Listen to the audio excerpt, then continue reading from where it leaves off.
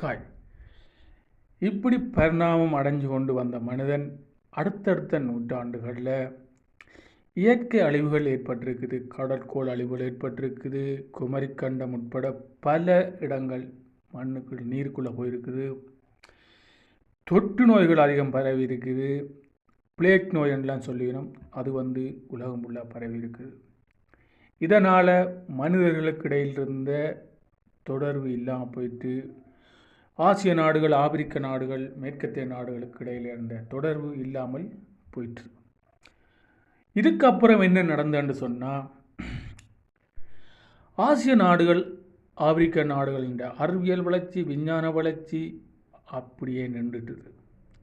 ஆனால் மேற்கத்திய நாடுகளில் அவர்களுடைய வளர்ச்சி கண்டினியூவாக வளர்ச்சியடைஞ்சே இருந்து கொண்டே இருந்திருக்குது. காலப்போக்கில் அடுத்தடுத்த சந்ததி மேற்கத்திய நாடுகளில் இருந்து மீண்டும் உலகத்தை ஒருங்கிணைத்தார்கள். அவர்கள் ஆசிய நாடுகள், ஆப்பிரிக்க நாடுகளை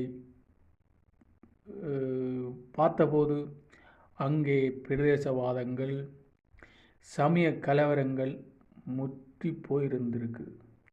மனிதர்கள் ஒருவருக்கொருவர் அடிபட்டு கொண்டு பிரச்சனைகளை வளர்த்து கொண்டு இருந்த காலம். அவர்கள் அதை நிர்வாகப்படுத்தி தங்களுடைய கட்டுப்பாட்டுகள் எடுத்துக்கொண்டார்கள்.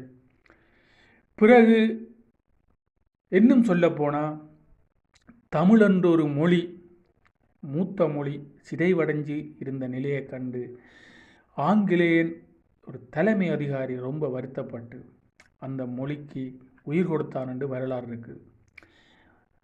எங்கே வால் வரணும், எங்கே கால் வரணும், எங்கே தலை வரணும், எங்கே டொட் வரணும் என்ற அளவுக்கு அந்த தமிழ் மொழியை சீர்திருத்தம் செய்து, அதுக்கு பிறகு அந்த சீர்திருத்தம் செய்த காரணத்தினாலே தனது பேரை கூட வீரமாமுனிவர் என்று மாற்றியிருக்கிறார். இது ஒரு ஆங்கிலேயன் செய்தது.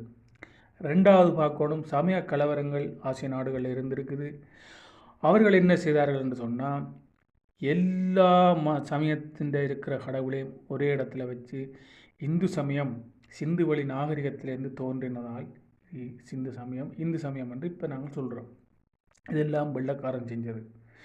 வெள்ளைக்காரன் தனது கண்டுபிடிப்புகள், தனக்கு தெரிந்த விடயங்களை, ஏன் நான் இப்போ இந்த 4 சயின்ஸ் என்று கெடிங்கில் போகிற 4 விடயங்களும் பாடப்புத்தகத்தில் இருக்கிற விடயங்கள் தான், நான் ஒன்றும் கற்பனையில் சொல்லலை.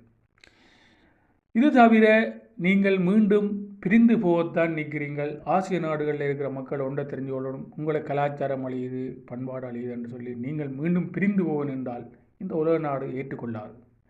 ஏன் எப்படி என்று அடுத்த வீடியோவில் பார்ப்போம்.